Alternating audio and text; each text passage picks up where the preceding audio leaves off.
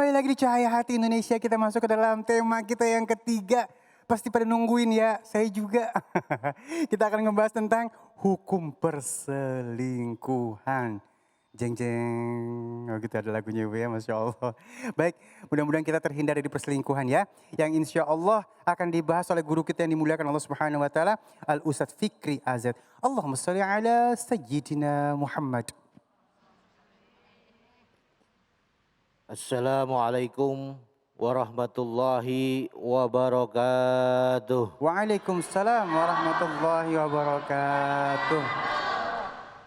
Bismillahirrahmanirrahim. Alhamdulillahi rabbil alamin. Wal aqibatu lil muttaqin. Wassalatu wassalamu ala asyrafil anbiya'i wal mursalin. Sayyidina wa habibina wa syafi'ina wa maulana Muhammadin sallallahu alaihi wasallam wa ala alihi wa sahbihi ajma'in, amma ba'du. Pertama, yang paling utama, marilah kita panjatkan puja dan puji syukur kehadirat Allah Subhanahu wa taala. Alhamdulillah atas limpahan rahmat dan nikmatnya lah kita dapat berkumpul, bermuajahah, bersilaturahmi dalam rangka yaitu pengajian. Mudah-mudahan langkah kita dicatat sebagai amal kebaikan di sisi Allah Subhanahu wa taala. Amin ya Allah ya Rabbal. Salawat beriring salam, marilah kita sampaikan kecintaan kita yaitu Habibana wa Nabiyana Muhammadin sallallahu alaihi wasallam. Mudah-mudahan kita semuanya mendapatkan syafaatnya kelak di yaumil qiyamah. Amin ya Allah ya Rabbal alamin. Yang saya hormati host kita yang ganteng Bang Ali, sehat walafiat. Alhamdulillah. Ibu-ibu sehat? Alhamdulillah. Dari mana, Bu? Jati Asih. Majlis Taklim Al-Huda. Jati Asih. Alhamdulillah, dekat berarti sama saya, Bu. Saya Bantar Gebang. Tanggaan Bang Ali.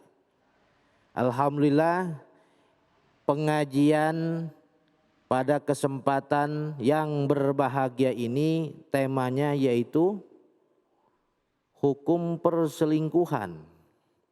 Ya.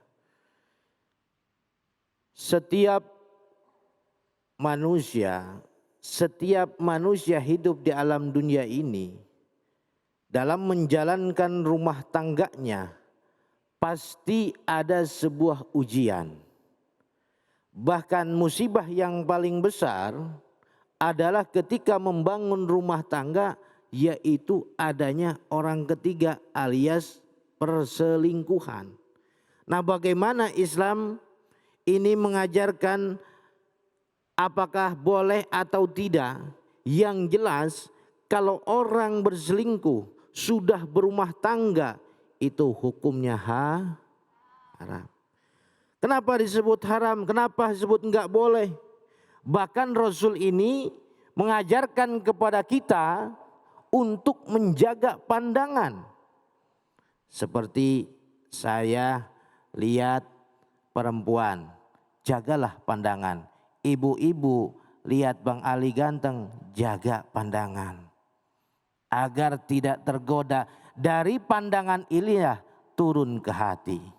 Apalagi di zaman sekarang, zaman medsos serba gampang, serba mudah. Sekarang perselingkuhan itu mungkin mudah sekali kalaulah iman kita lemah. Kalaulah niat tujuan nikah kita membangun rumah tangga ini untuk apa? Apa karena Allah? Apa hanya karena rupanya saja? Atau karena nafsu? Ya, makanya sangat disayangkan kalaulah perselingkuhan ini terjadi dalam rumah tangga. Karena kenapa? Orang yang berselingkuh pastinya Bu, serius amat ya. Ngantuk apa lapar?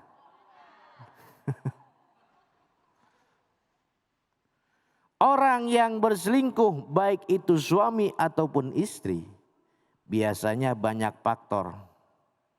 Ada yang persoalan ekonomi, Ada yang persoalannya dari digoda oleh orang lain atau dia sendiri yang menggoda. Ada yang ketemu di medsos, ya. Banyak kejadian di berita-berita sampai viral, banyak. Ketemunya di medsos dan lain sebagainya. Dan ternyata Rasulullah Shallallahu Alaihi Wasallam itu memerintahkan kepada kita untuk menjaga pandangan. Ini besar sekali manfaatnya. Karena orang yang sudah berselingkuh itu pasti dia melakukan beberapa dosa besar. Naudzubillah summa naudzu. Apa dosa diantaranya? Orang yang berselingkuh pastinya ia selalu berkata dusta atau bohong. Orang yang berselingkuh pastinya ia suka khianat. Orang yang berselingkuh pasti ia menyia-nyiakan keluarganya. Orang yang berselingkuh pasti mendekati perbuatan zina. Satu di antara dosa yang dilakukan oleh perselingkuhan, walaupun tidak diketahui oleh pasangan atau keluarganya, orang yang berselingkuh tidak ketahuan, Allah tetap tahu. Allah akan cabut keberkahan dalam rumah tangganya. Kalau sudah Allah hilangkan keberkahan dalam rumah tangganya, maka dalam rumah tangganya suram, rumah tangganya sempit, rumah tangganya serba aut-autan. Tidak tenang, tidak ada sakinah, tidak ada kenyamanan, tidak ada ketenangan. Bahkan keberkahan rezekinya dijauhkan oleh Allah Subhanahu wa taala. Allah angkat. Naudzubillah summa naudzu. Jadi itu satu.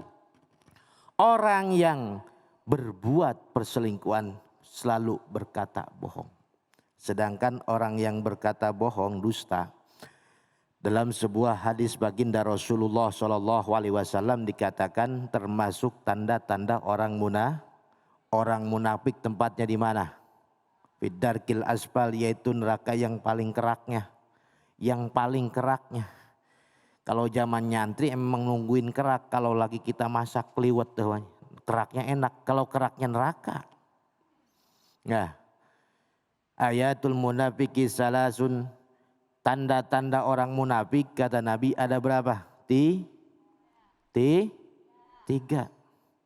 Yang pertama idza haddasa kadzaba, yang pertama apabila ia berbicara ia berdusta. Wa idza wa'ada akhlafa, dan yang kedua apabila ia diberikan apa? Ia berjanji ia ingkar. Wa idza tumina khana, dan yang ketiga apabila ia diberikan amanah ia khianat. Nah, orang yang berselingkuh masuk ketiga kategori. Ia pasti berdusta, enggak mungkin jujur.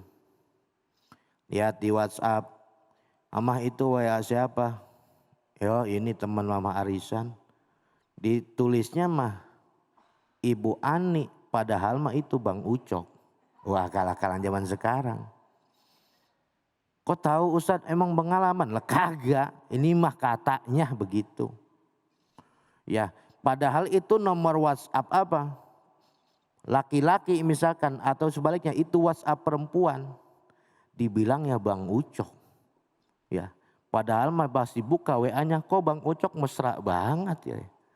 Tuh zaman sekarang, zaman medsos, makanya benar kata Kiai tadi, hati-hati dalam menggunakan medsos.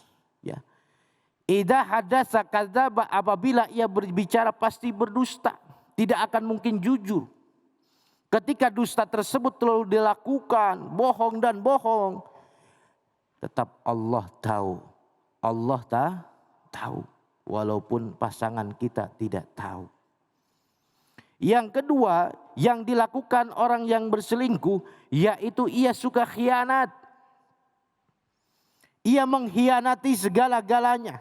Mengkhianati kepercayaan pasangannya. Semuanya berkhianat. Kepercayaan, kasih sayang, tanggung jawab, semuanya khianat. Sedangkan orang yang hianat termasuk tanda-tanda orang munafik. Tanda-tanda orang munafik. Ya, itu yang kedua. Ia berkhianat kalaulah ketika diberikan amanah. Ya, seorang pasangan ada amanahnya masing-masing. Ibu punya amanah dari suami. Suami pun punya amanah dari istri. Semuanya akan dipertanggungjawabkan oleh Allah Subhanahu wa taala. Ya. Semuanya akan dipertanggungjawabkan oleh Allah Subhanahu wa taala.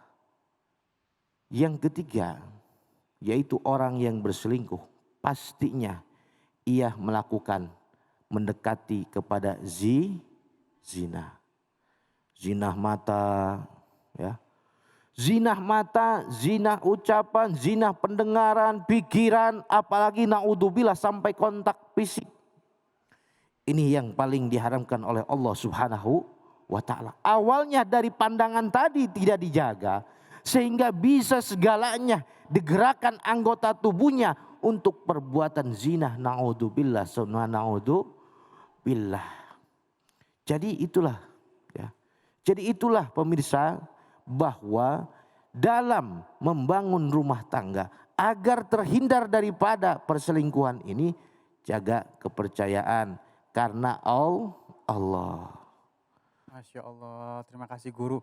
Memang perselingkuhan ini bisa terjadi mungkin karena ada syahwat yang berlebihan ya. Iya, Ada yang menarik, ada yang ditarik, ada yang gangguin, ada yang mau diganggu. iya, Nah kalau misalnya udah begitu kasihan yang pasti ada yang disakiti guru ya. iya, Nah kalau udah disakitin jadi PR bakalan kayak kertas yang udah diremek-remek nggak bisa bersih lagi. Jadi mudah-mudahan kita semua terhindar dari perselingkuhan ya guru ya, ya. amin ya Allah. Ada yang bilang gini, daripada lu selingkuh mendingan lu udahin sama gua. Iya, Iya.